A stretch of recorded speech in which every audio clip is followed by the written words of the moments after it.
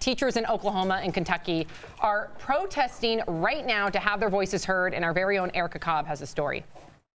Fund our future! A second day of teacher walkouts as educators in Oklahoma and Kentucky step out of their classrooms, demanding higher pay and better funding for their students.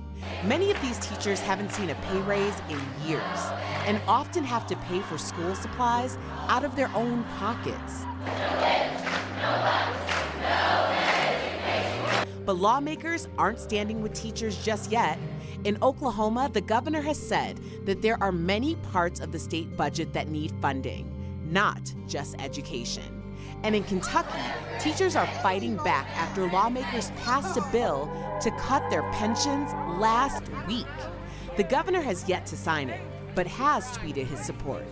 But this movement is growing, as now teachers in Arizona are also considering a strike. Wow. And this just in, Oklahoma City schools announcing that they will close tomorrow as these walkouts enter a third day. Yeah, this really hits home with me, Sam. Obviously, I taught for 5 years, and it's really disrespectful that you're making people feel like they don't have any value. You're making adults go out on the streets and basically beg for money, beg for a little bit more money. We're talking about a decade without a raise. If that happened at a McDonald's or Wendy's, there would be litigation. But the fact that these people who are with your kids more than you're with your kids, know your kids much better than you know your kids. I promise you that. I knew my students better than their parents did because I'm with them during the real waking hours, not when their parents get home. Right. I'm not taking a shot at working parents. I'm just saying, like, these people are with your most valued commodity and you're not going to pay them? But Al, you were a good teacher. I think our education system could be broken right now. We have great teachers, but there are also horrible teachers. Yes. There's a system called tenure, which means you can basically get fired for doing nothing. You will not get fired. Your job is secure and safe. And you also spoke about raises. Guess who hasn't had a raise in 10 years? Many firefighters who start at $23,000 a year. Now, you don't see them walking out of burning buildings because they want more money. Now, do you?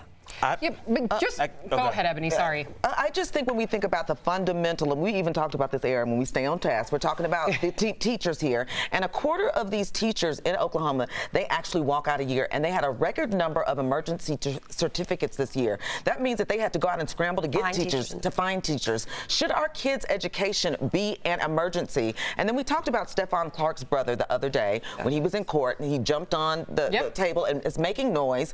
It's like, I know what you're going to say as far as if you're going to walk out outside of school times, but are you really making noise if you're doing that on your free time? Great point. I'm less concerned about you making noise and more concerned about you educating my child pursuant to the statutes of the state. But you need to pay for that. Really? Okay.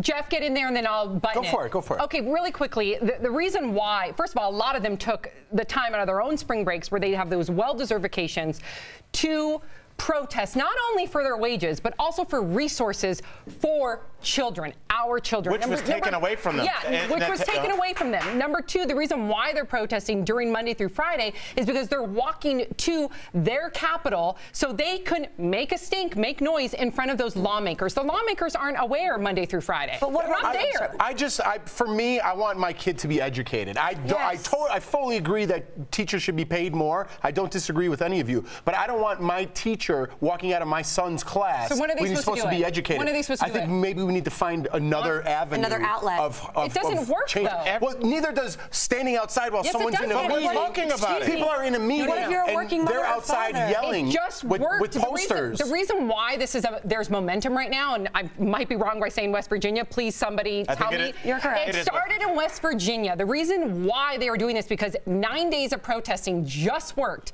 in West Virginia. It worked for them. That's why all these teachers are finally getting hopeful, saying, oh my God, I can make more than 30 grand a year. It's been 10 years since I've had a raise. They just took the resources from your kids. I'm going to protest too. I think we all agree that doing things decent and in order, because I'm all about peaceful protest, and that's decent and in order, but it's also decent and in order to give our educators a raise too. Amen. So let's go ahead and let's talk about the source. Well, button it up. There are working moms and dads out there that while your teacher that's supposed to be educating your child is out protesting, now you have nothing to do with your child. What are you going to do if you have to go to work? Now your kid has nowhere to go. But you're at a job that's giving you at least a raise in the last 10 years. That's the presupposition that's not necessarily fair or accurate.